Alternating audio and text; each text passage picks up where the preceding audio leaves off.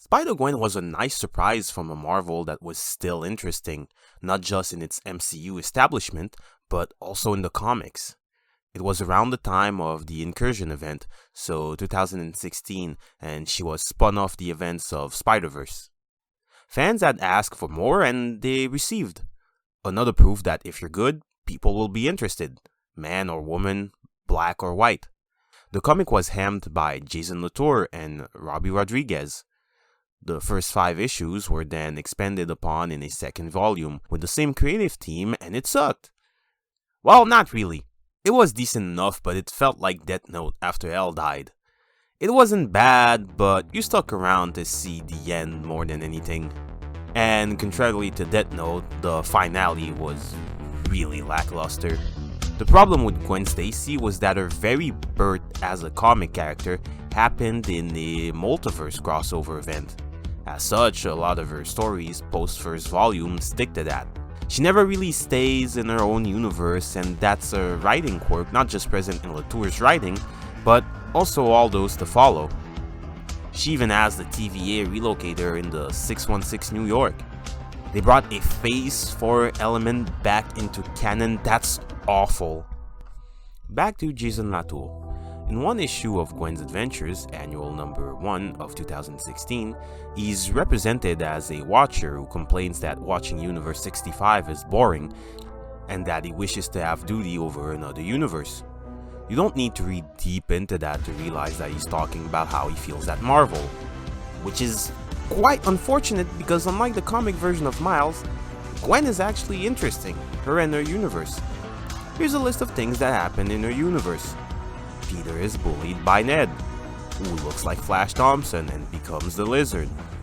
The Punisher's family is still alive, but he loses them anyway because he's a workaholic, and his wife divorces him. Matt Murdock is still blind, but he's not Daredevil. He works for Kingpin and the Hand and has an obsession with Spider-Woman, aka Spider-Gwen. He also has a snazzy suit. It's the best element of multiverse stories, to see characters in a new context and dynamic. Unfortunately, most of Gwen's titles involve her going to different worlds and never resolving or delaying her resolutions and interactions within her own universe. There's no denying that Marvel has gone off the deep end with their politically correct culture, and what's interesting with such behavior is that their mindset and real-life actions are reflected within the media they produce. The left has made a hard push for immigration. Despite the fact that they're called refugees, they're actually, for the most part, economic migrants. They do not stay in their country of origin. The geniuses and the workforce leaves. They come to another country to profit from what has already been accomplished instead of building in their own country. Unfortunately, most do not adapt and integrate and simply devour everything like locusts and do not think about tomorrow. They eat fruits but do not plant seeds. In the same vein, most other characters such as Miles, Miguel O'Hara, and Gwen have left their own world to subsidize the 616. They parasitize an already busy lineup of books but add nothing of value.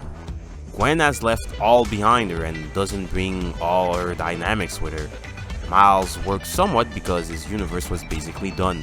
Marvel gave that universe a happily ever after, and the characters from his world that were already present, like Uncle Aaron as the Prowler, were already dead. So he brought with him his secondary cast.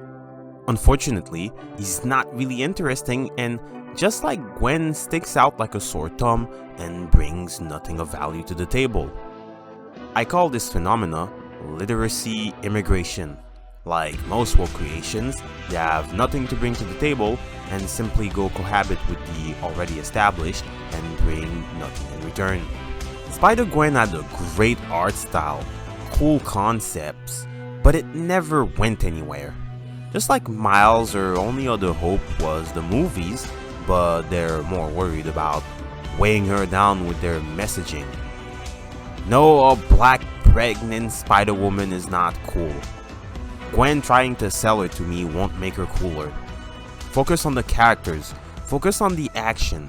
Dedicate yourself just as much with your art as with your politics, and throw said politics out the window. dweebs.